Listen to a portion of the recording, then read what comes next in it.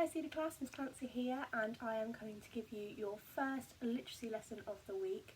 And since we finished The Shaman's Apprentice last week, we are now going to be moving on to a new story called The Great Kapok Tree. Now, I know it feels a little bit like the first lockdown all over again, especially with me sitting on the floor recording videos of me reading a story, but it's not the same. It's only for 2 weeks. We'll be back in school before you know it, and we will get to see each other's faces at least once or twice a day as well, which is absolutely brilliant. So, this is our reading lesson of the week. So as I am reading this story today, I want you to be thinking about what we are learning about the rainforest and why it is important. So I've got the Great Kapok Tree. Here's my front cover. I want you to have a little look now and see what you can see. See if there's anything that you can spot. Is there anything there that you can spot that you think maybe somebody else won't? Okay, and what do you think our story might be about? You might even want to pause the YouTube video and see if you can make a prediction now before I read the rest of the story. So I am going to start now. So we've got the Great Kapok Tree. Now we've got a nice picture of a world map. I wonder if you can tell me why there are some green bits on there. Any ideas? It might be the different rainforests. The Great Kapok Tree, and it's by Lynn Cherry. 2 men walked into the rainforest. Moments before, the forest had been alive with the sounds of squawking birds and howling monkeys. Now, all was quiet as the creatures watched the 2 men and wondered why they had come.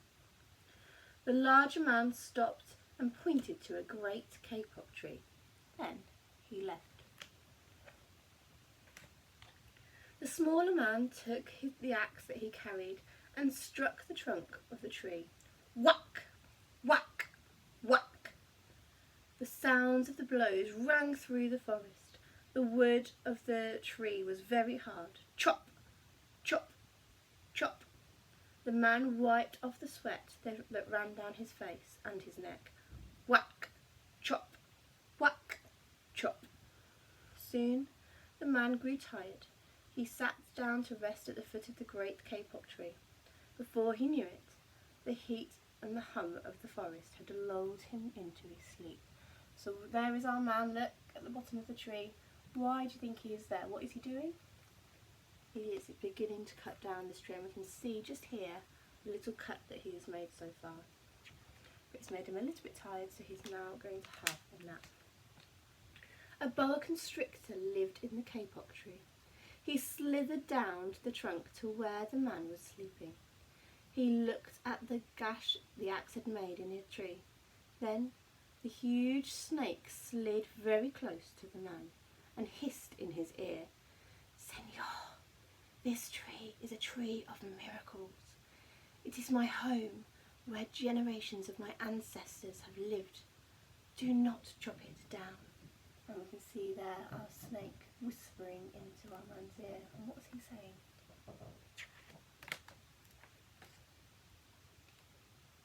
A bee buzzed in the sleeping man's ear.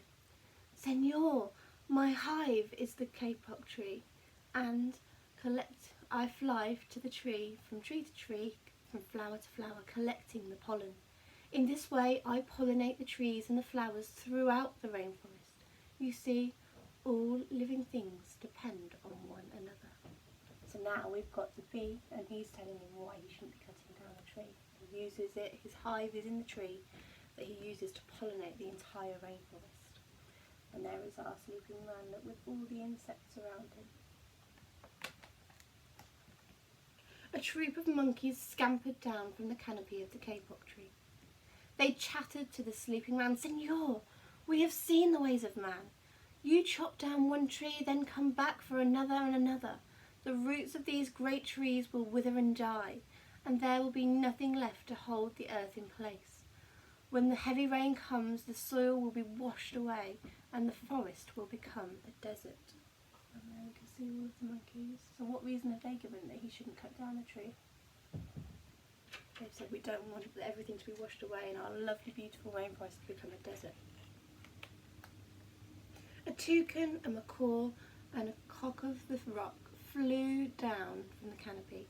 "Senor," squawked the toucan, "you must not cut down this tree. We have flown over rainforest and seen what happens once you begin to chop down the trees. Many people settle on the land. They set fires to clear the underbrush, and soon the forest disappears. Where once there was life and beauty, only black and smouldering ruins remain. A bright and small tree frog crawled along the edge of the leaf. A squeaky voice he piped up in the man's ear. "Senor, a ruined rainforest means ruined lives. Many ruined lives. You will leave as many of us homeless if you chop down this great kapok tree." Okay, so we can see all the frogs and they will be left homeless because the tree is their home. A jaguar had been sleeping along a branch in the middle of the tree because his spotted coat blended into the dappled light and shadows of the understory.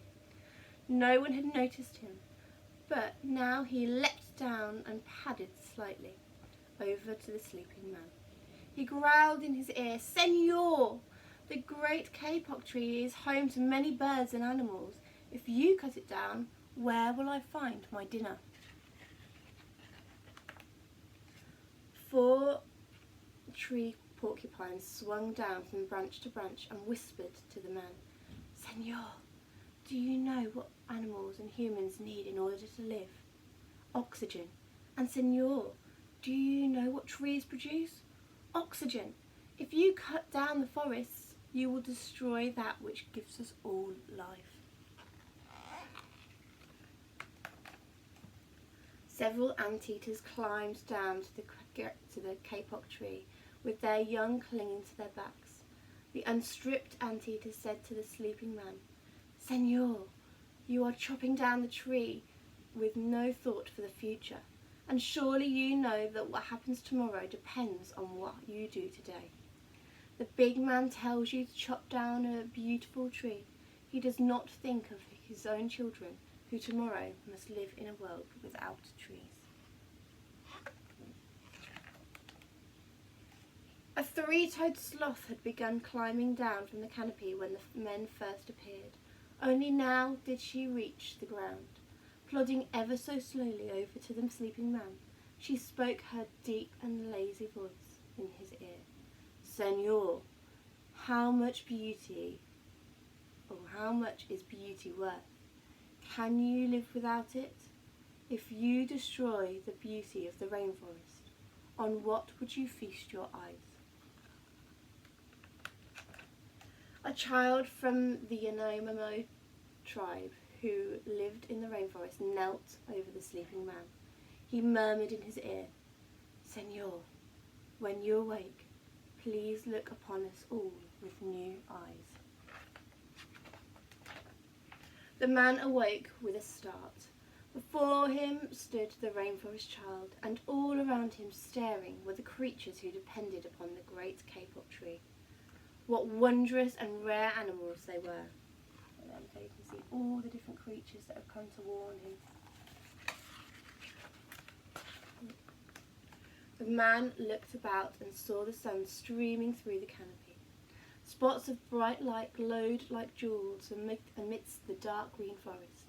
Strange and beautiful plants seemed to dangle in the air, suspended from the great kapok tree. The man smelled the fragrant perfume of their flowers. He felt the steamy mist rising from the forest floor, but he heard no sound, for all the creatures were strangely silent. The man stood and picked up his axe. He swung back his arms as though to strike the tree. Suddenly, he stopped. He turned and looked at the animals and the child. He hesitated. Then he dropped the axe and walked out of the rainforest. And that is the end of the Great Kapok Tree. There's a little note here that says, "Dear readers, I wrote the Great Kapok Tree to let the world know what happens to the rainforest creatures and to the entire planet when rainforests are destroyed. I hope that after reading this book you will help save the rainforests. The Great Kapok Tree is about the Amazon rainforest, a tropical rainforest, but we have a temperate rainforest in the Pacific Northwest of the United States that we must protect too. Please care for Mother Earth. Together we can make a difference. And that is a letter from Lynn Cherry, who wrote this story. So your task from today, and you can re-watch this video as much as you need to, is to write me down 3 reasons that we shouldn't cut down this great kapok tree. So what are 3 of the reasons that the animals gave us? So I'd like you to do that in your notebook below where I've posted this video, and tell me what 3 reasons there are. There are obviously lots more, and if you want to do lots more then you can. But at least 3 reasons why they didn't want this man to cut down the great kapok tree. And I will see you tomorrow for a new literacy lesson. Speak to you soon, Cedar class.